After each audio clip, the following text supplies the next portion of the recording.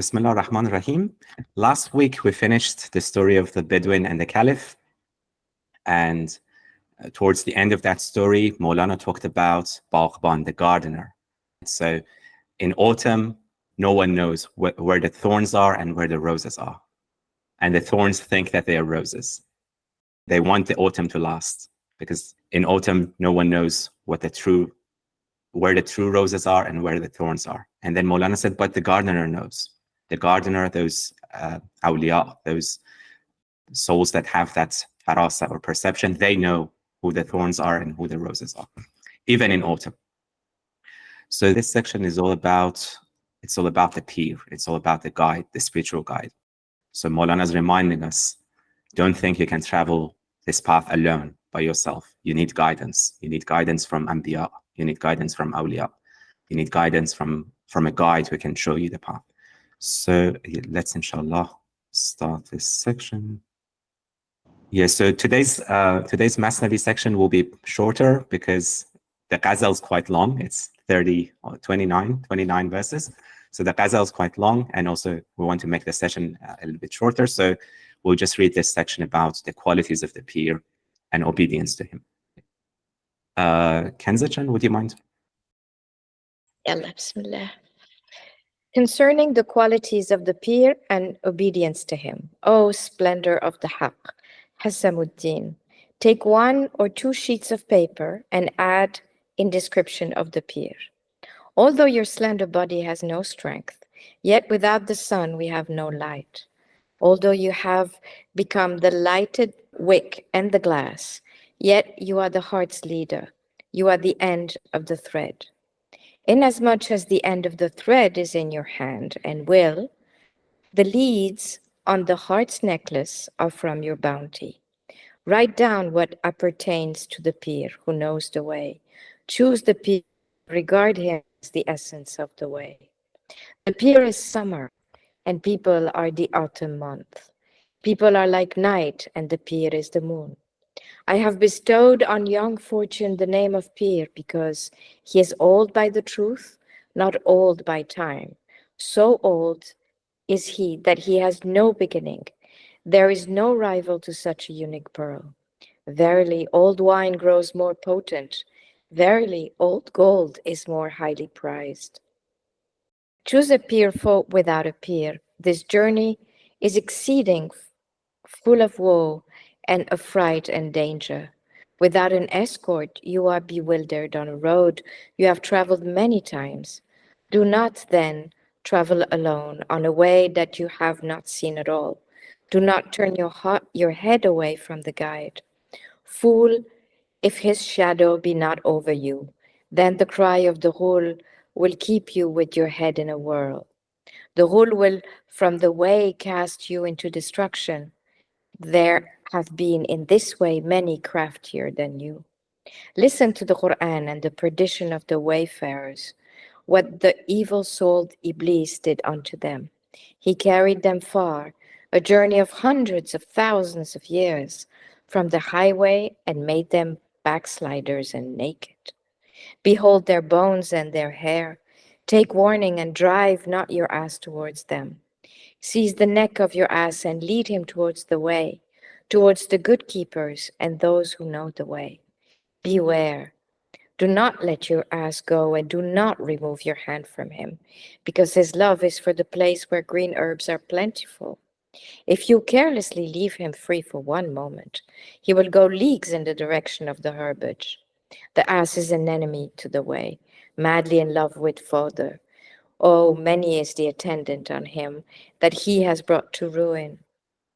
If you know not the way, whatever the ass desires, do the opposite.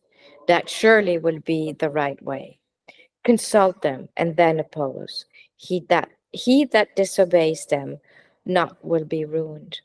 Be not a friend to temptation and desire, since it leads you astray from the way of God. Nothing in the world will break this passion like the shadow of fellow travelers. Okay, so Maulana is addressing this particularly to Husamuddin Chalabi. So he says, go and bring a few more sheets of paper. We need to talk about the peer, the qualities of the peer. ای ضیاء الحق حسام الدین بگیر یک دو کاغذ برفضا در وصف پیر. And he calls Husam al-Din the splendor of the radiance of God, ضیاء الحق. گرچه جسم نازکت را زور نیست. Even though you're tired out, you don't have energy, but we need you. You're the sun. Without the sun, there's no light. So it's just like Khurshid, just like Shams, he sees that light now in Husam al-Din. Every time Maulana praises Husam al-Din, you get confused. Was he Maulana's teacher or Maulana's student? Just like in the introduction to the Masnavi, he praises Husam al-Din. He says, Sayyidi or Sanadi, my master and my pillar and my strength.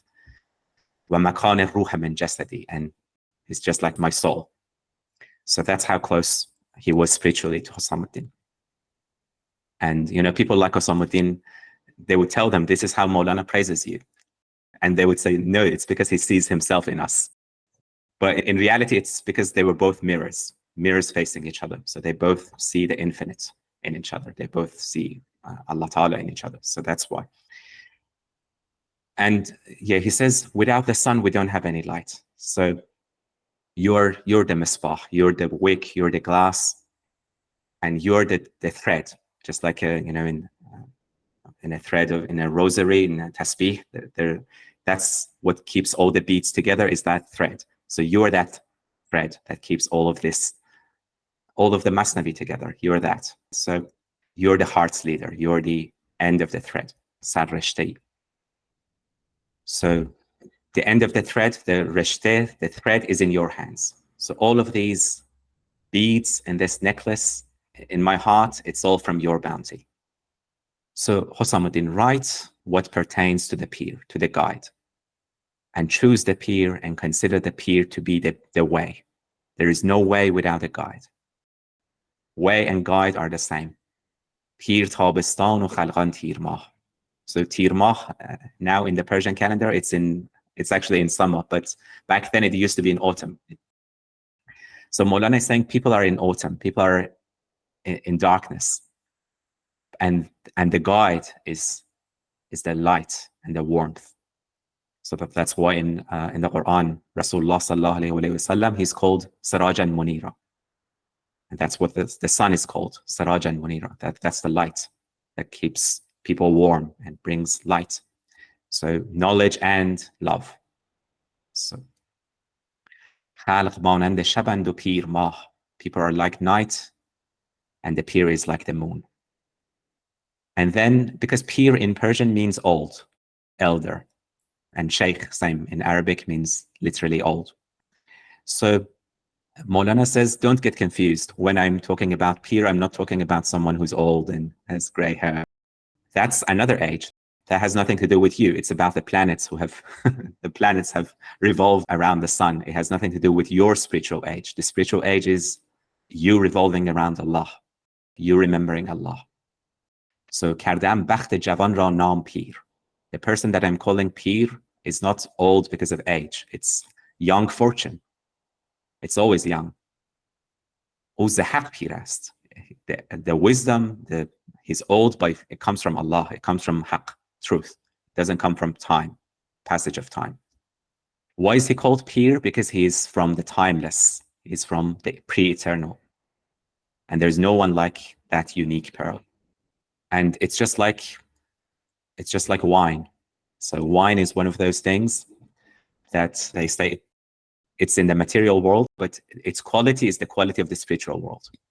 Because everything in the material world, with time, it deteriorates, it gets worse.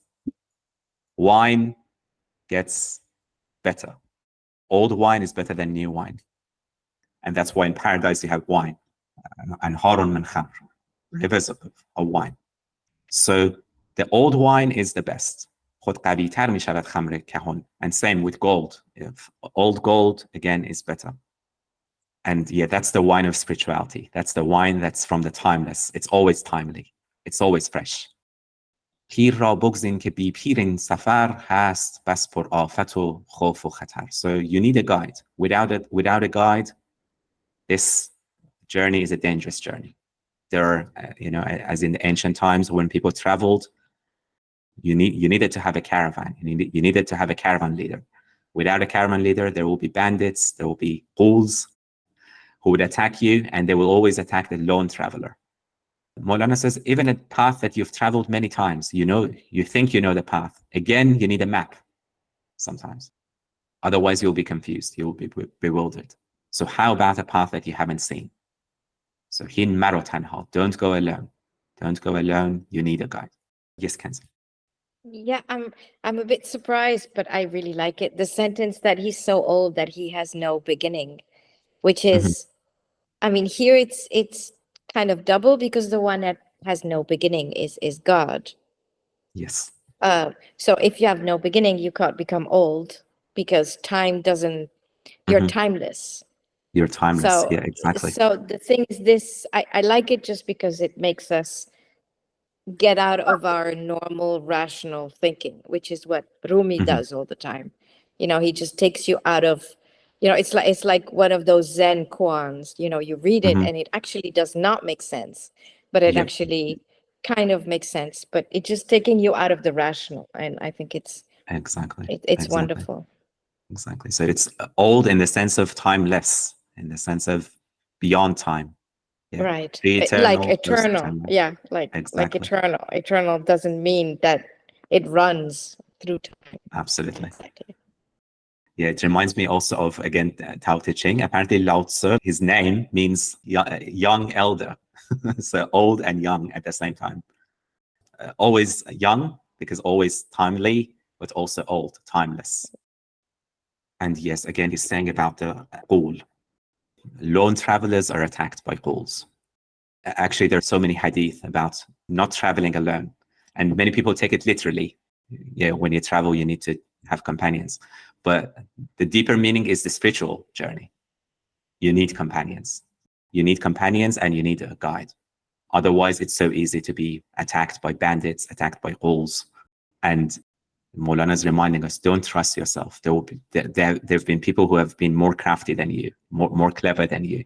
They've worshipped Allah more than you. Like Iblis, he mentions Iblis. Iblis worshipped Allah for according to traditions, thousands of years. He worshipped Allah. But then, because of that pride, he didn't bow. And then so there have been people who had a lot of wisdom, a lot of knowledge, a lot of piety. And they thought, oh, now we don't need a peer anymore. We don't need a guide anymore. And that's when the fall happens, when humility is gone. So Maulana is saying, listen, learn from their example. How Iblis, how Satan deceived all these people. Take warning from their bones and from their hair. Take warning from their example. Yes, Alj. And on the subject of guide and guidance, I was reminded of this beautiful couplet from Hafiz, right? Where he says, Nasihat gosh kan jana kas jan dostan daran. Jawanan saadatmand pand pir danara. And the pir danara, exactly. As Jan dostar darand. Yes, as Jan dostar darand, exactly. So I found it really interesting that at least when I read that line from Hafiz, it wasn't like you have to, I mean, obviously you have to respect the elders, you have to respect the generation that came before you, but you should be careful about who you're taking advice from, right? Because not all of the elders have wisdom, and not all of the youth are without wisdom. So it's for me, Pandipira Dana, it's like you have to look at the elders who are wise and who have gained wisdom throughout the years. You can't have anybody as your spiritual guide, which is, and for me, a kind of a middle path between the Eastern and Western tradition, right? Because in the West, unfortunately, there is not that much of respect for the elders, and generally, based on what I see, most of the young people, they think, oh, the elders, let's just get rid of them, right? Who needs them? They're outdated. Yeah. And then in some countries in the East, you see the complete opposite. It's almost like a complete obedience to older people, right? That whatever they say, then it's correct. You can't argue with that. Yep. And for me, this couplet is kind of a middle path. a golden path that you can take, where you can respect the elders, but you should not necessarily listen to all of the advices that they give you, because not all of them are good things. Yeah. So yeah, it's interesting for me, at least. Yeah, absolutely. And yeah, Maulana made it clear. So the peer I'm talking about is not necessarily someone who is old in age, old in time. It's someone who's old in truth. It's someone who's rooted in the timeless. That's the peer I'm talking about. So that peer can be 20 years old, can be 60 years old. That doesn't matter. The age doesn't matter. But yeah, that's an important point. So, Maulana said, old wine grows stronger, and old gold. So yeah, that modern mentality that, these are things that people would say in ancient times and so on. But look, it lasted for thousands of years, and it transformed thousands and thousands of souls. So you can't ignore the power. You can't ignore the strength of these teachings, which have lasted for thousands of years and transformed so many souls. And so many saints have been the product of those teachings, and you can't ignore that. So yeah, Maulana says, Gardan khargi ro suye rah kash. So seize the neck of your ass. So the ass here is the nafs. So you have the rider and you have the donkey, you have the ass. So sometimes the rider, the intellect, wants to go to Layla, wants to go to the beloved. But what does the donkey want? The donkey wants grass.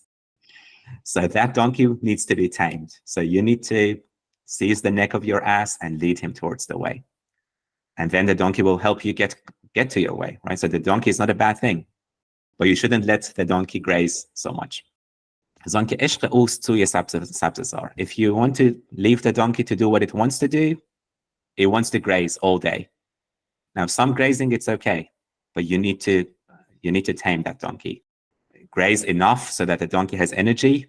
Feed the donkey, and then when the donkey has energy, it will take you to your destination. But if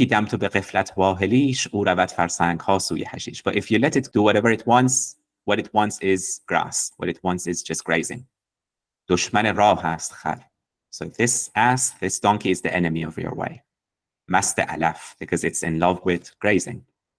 And if you become a kharbande, if you become a servant to your donkey, so the donkey should be you should ride the donkey shouldn't ride you. So if you let the donkey ride you, then you're ruined. You can't reach your destination. And if you don't know the way, then do the opposite of whatever the donkey says. Whatever the ass desires, do the opposite. That will be the right way. And so some people say it's a hadith, some people say it's a saying of Imam Ali, some people say it's an Arabic proverb. Consult with women and do the opposite of what they say. But Maulana doesn't take it to mean women. Maulana says consult your nafs. If you're not sure what the right way is, ask your nafs. What does your nafs want? Do the opposite. If your nafs says, if you know it's your ego, your nafs says fast, then you shouldn't fast. Your nafs says eat, then you should fast.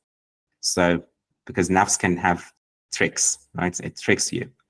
So do the opposite of what the nafs says. Do not be a friend to temptation and desire. Because what it does is it misleads you. It distracts you from the path. That's what distracts you from the path. And I believe that's a paraphrase from a verse in the Qur'an. I'm not sure about the verse, but yeah, it says al-hawa, and then it says this is what distracts wayfarers and travelers from the path. Yes, that could be it. Yeah, absolutely. Because yudillak an sabilillah, I think that's a direct quote. And he says nothing in this world can break that desire, that temptation, except companionship. Again, Maulana is saying companionship, hamrahi, fellow travelers. You can't travel this path alone. You need fellow travelers and you need a guide. And then the next section, which inshallah we're going to read next week, this is how the Prophet enjoyed Sayyidina Ali. So in Persian, we have a proverb Say به در میگم که دیوار بشنوه. We're telling the wall, but we want the doors to hear. Oh, we're telling the door, but we want the walls to hear. Is there a similar proverb in Arabic? Yeah, so basically you're telling someone, but you want someone else to hear this. So sorry. Mhm. إياك أعني فاسمعي يا جارة. Exactly, yeah. And that means, what does that mean literally? I mean, I'm directing my speech to you, but I want my neighbor to hear. You know? I want my neighbor to hear. Yeah, Yeah. exactly. I'm talking with Yeah. you, but I want my neighbor I'm to talking hear. with you, but I want neighbor. Yeah, exactly. Yes, yeah, absolutely. Yeah, and, So, and you in know, the Arab culture, it's not a problem because it will get to the neighbor anyway. So don't worry. Yeah, exactly. yeah, so Sayyidina Ali, that's, you know, what the Prophet said about Sayyidina Ali. He said, you are to me what Harun was to Musa. So, and then, you know, in Judaism, all the Kohanim, all the priests come from the descendants of Harun. And in Islam, all the awliya, they're either biological descendants of Sayyidina Ali or spiritual descendants of Sayyidina Ali. And that's why, you know, all the Sufi turuq, all the Sufi tariqas, the silsila goes through Sayyidina Ali, with the exception of Naqshbandi tariqa. But even in the Naqshbandi tariqa, you have Imam Jafar al-Sadiq and people who are from the Ali line. So he's the fountainhead of the spiritual tree in Islam, Sayyidina Ali. But Maulana is saying, even if you're Ali, you know, even if you're Sayyidina Ali, so this is what the Prophet said to Sayyidina Ali. Of all worships, what brings you closest to Allah is the shadow of a guide. And in this case, the Prophet himself. Come into in the shade of a sage. When others draw near to Allah by other devotional acts, you know, some people draw near to Allah through prayer, some people through charity, some people through fasting. But you seek the favor of Bandei Khas, his chosen servant, and in this case, the Prophet ﷺ himself. Everyone else chooses another act of worship. You choose me. So yeah, inshallah, we're going to read that section next week. Yes, Alj. Yeah, just had a question, Sina Jan, about the different tariqas in Sufism. I'm not too familiar with them, so maybe could you perhaps elaborate on some differences between, for instance, Naqshbandi tariqa and Mawlavi tariqa, which I think is directly coming from Maulana, right? The Mawlavi. The Mawlavi tariqa, yes, yeah, exactly. But yeah, it's all, you know, it's all the same, the tree of Walaya. And it's just the lineage that's different. There are different tariqas that evolve through time, different periods, different areas. So I guess in North Africa, it's the Shadhili tariqa that's more common. And then Naqshbandi tariqa more in parts of Afghanistan and India, Pakistan. But yes, maybe inshallah next time, because I want to study a bit more and give a more clear explanation, inshallah. The only thing I would say is the Naqshbandi, which is, you know, big, like he's buried in Samarkand, I think, or Bukhara, I forgot. Anyway, I lived 2 years in Uzbekistan. I revisited the mosque where he is. But the only thing with the Naqshbandi, which are the ones who wear the green turban and generally a green scarf, is that they trace their lineage to Abu Bakr rather than Imam Ali. That's like the major difference. But as Sina said, then they have Imam Jafar Sadiq and they have all that knowledge lineage. But it's one path, really.